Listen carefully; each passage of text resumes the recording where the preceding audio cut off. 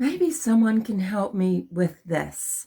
I've got a couple of questions revolving around Richard Allen, the investigation into Delphi, the subsequent searches of Richard Allen's property, the impounding of his car, and his arrest in 2022.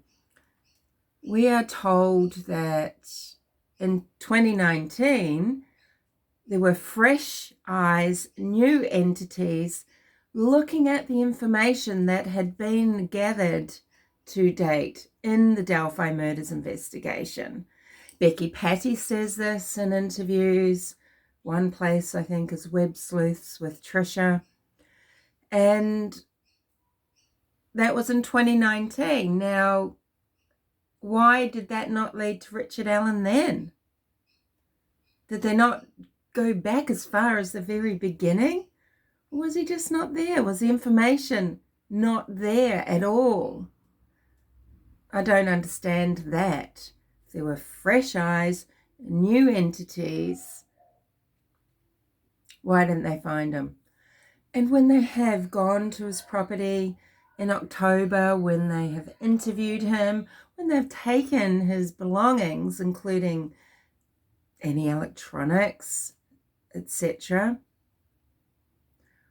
why haven't we seen if there is a Keegan Kline connection, an Anthony Shots connection, a CSAM CP connection? Why aren't there any charges brought on Allen to do with those things? Why aren't we seeing that there was communication between these accounts, between Keegan and Allen, for example? How does the justice system work in America to do with this? He's been put in jail on hold for a felony murder charge.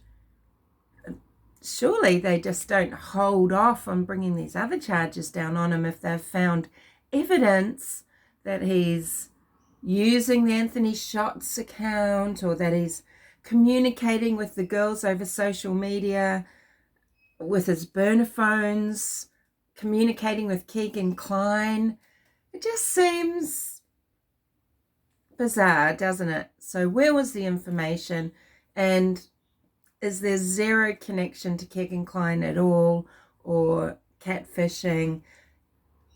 Is he this lone wolf mofo that simply got lucky? Because, hey, isn't that what it's all about? The victimology on one hand, and the desires and the urges of a killer on the other, and the twain meets, okay?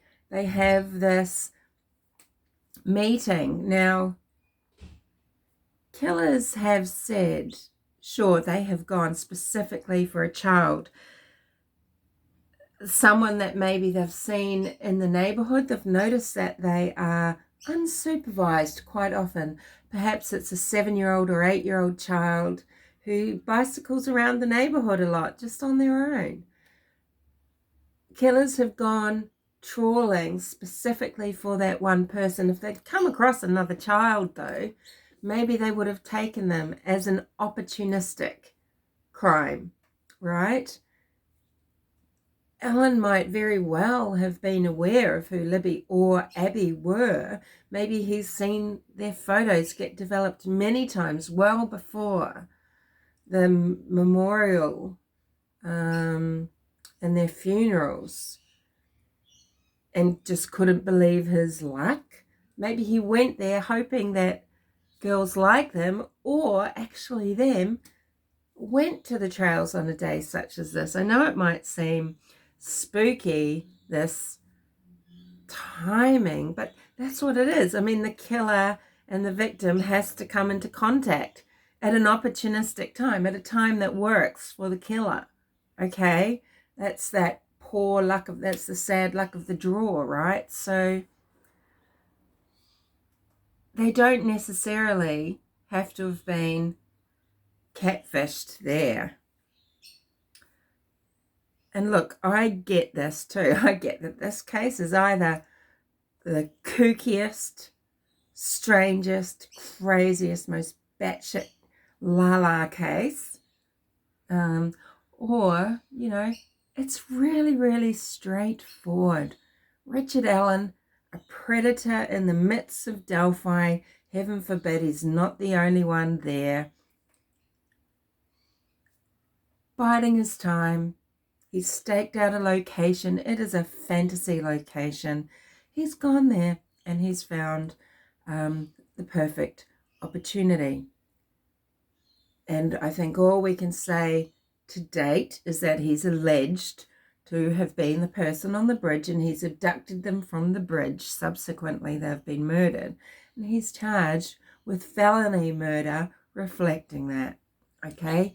We don't know what police truly think about how the girls died and did Allen do it, what proof they may have.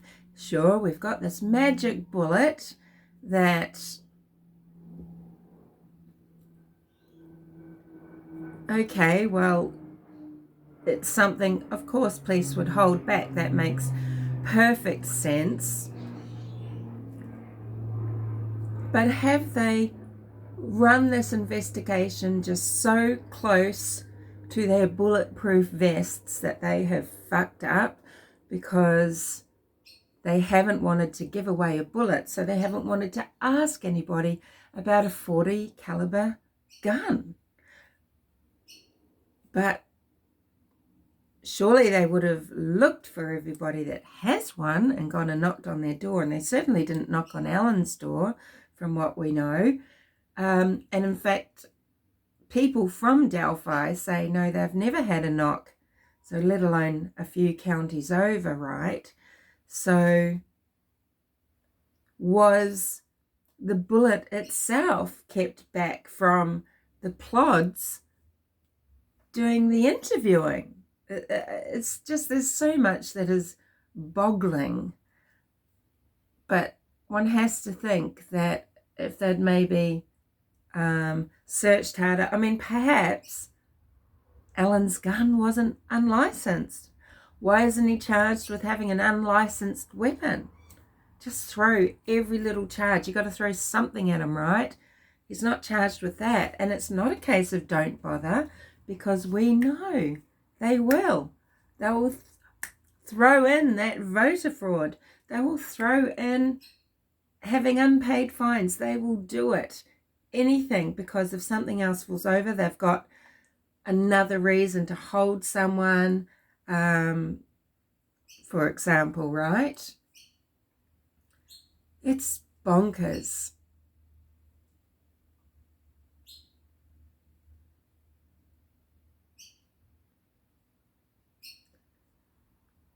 Why didn't they have some sort of amnesty for .40 caliber guns so they could just write them all off?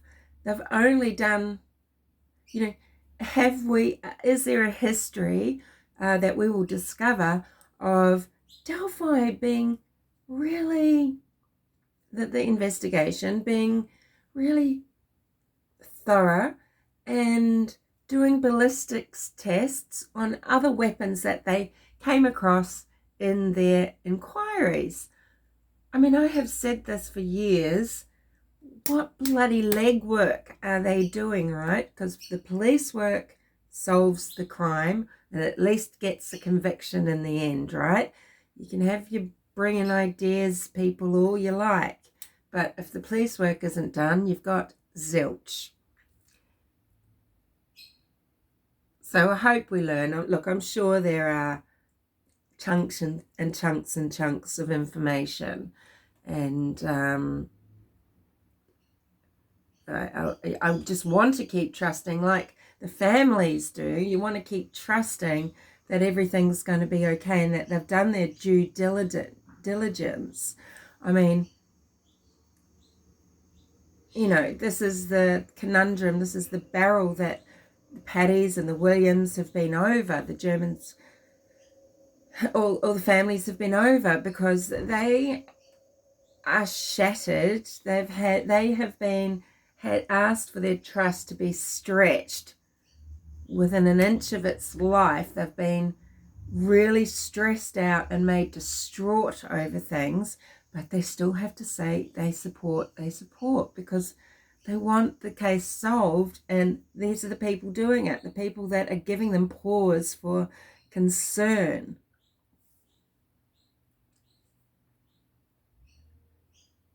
Carter himself said, you know, he takes full responsibility for the debacle of the two sketches. He said that in 2019 to the Paddies, but, you know, again in 2022, he's just back to his same old BS.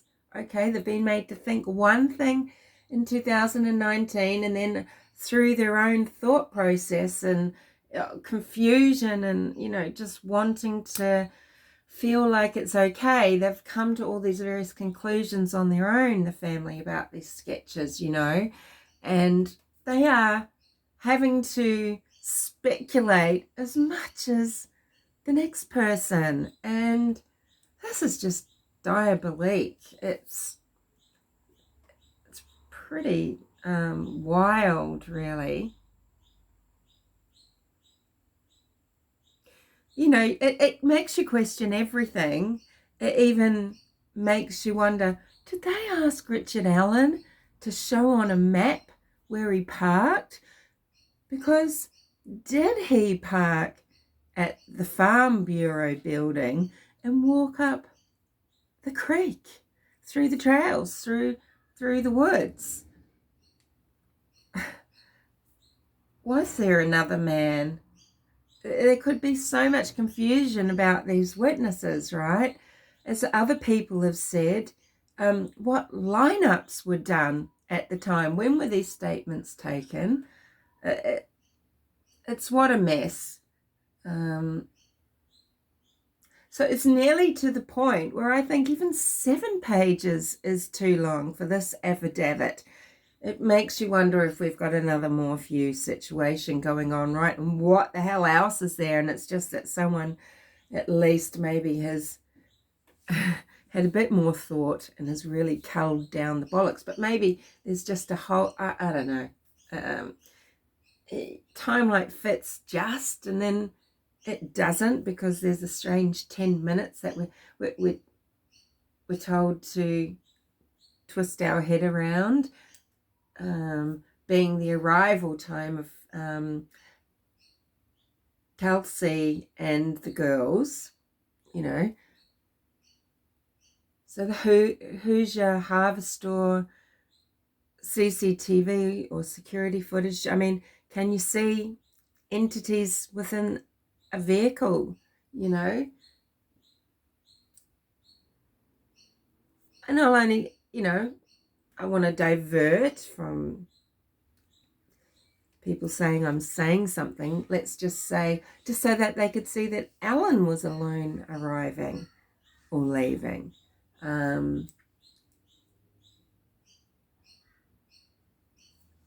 Is saying that there's a purple cruiser there, is this just thrown in to implicate, right? I mean, they're not allowed to lie on these affidavits, but are all the witnesses wholly vetted? Yeah, it's, oh, we just need it. You know, I'm going to be patient, of course.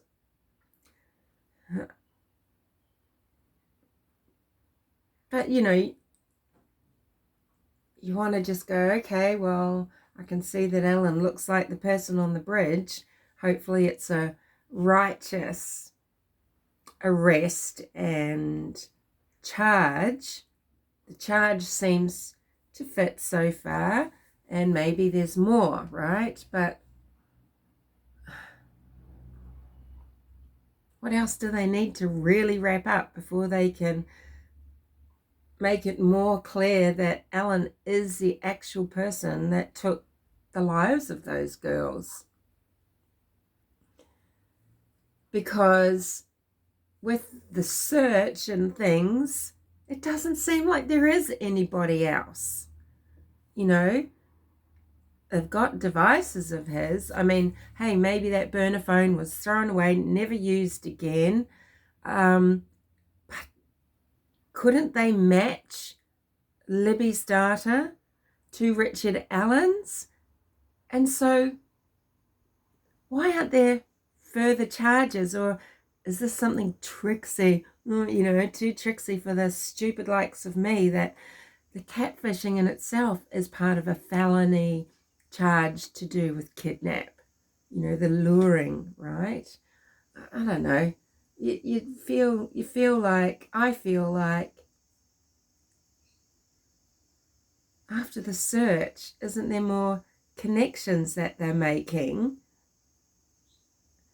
If there's these communications even between Alan and the girls, or one of the girls, and or Alan and the Anthony Shots account, or directly to Keegan Klein, that connection would have been found in 2017.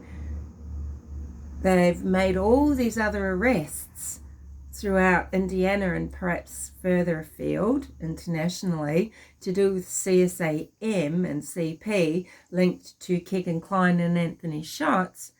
It didn't include Richard Allen. So I know people that know this case really well do think there's a connection, but my jury's out on that. My jury is out that there is a connection between Richard Allen and the Klines, or Anthony Shots, catfishing, anything like that. And I still don't know if we should let what is in the affidavit make us feel sure of what happened that day and Richard Allen's part of it, because there's too much missing. And we could be labouring under misapprehension. This is probably a garbled mess. I'm really out of practice, aren't I? Well, actually, look, I'm usually garbled, but I mean to say, yeah. This is jumping all over the shop, but I just wanted to get this out there. See what you think about a couple of those points. There's more I could say to make my point on this, but, you know, I think you're getting the gist. There's other things. You'll be able to come up with other things that maybe support what I'm trying to say, that I haven't thought of or just haven't said. I'd love to hear. I'll speak to you later.